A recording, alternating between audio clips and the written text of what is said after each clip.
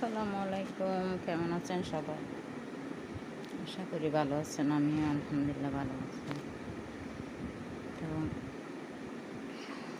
কাজ করতে করতে সকাল থেকে একেবারে শেষ। রোদ দিলে আর বসে থাকা যায় না, একটু ক্লান্তি লাগতেছে। একটা ডিম খাচ্ছি, তার ফাঁকে একটু ভিডিও বানাচ্ছি আর কি।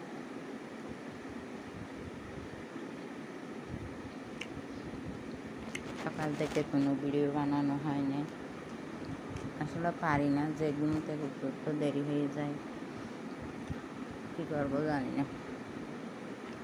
তো সবাই ভালো আছেন তো? আর ফেসটা সবাই লাইক কমেন্ট করে ফলো দিয়ে পাশে থাকবেন।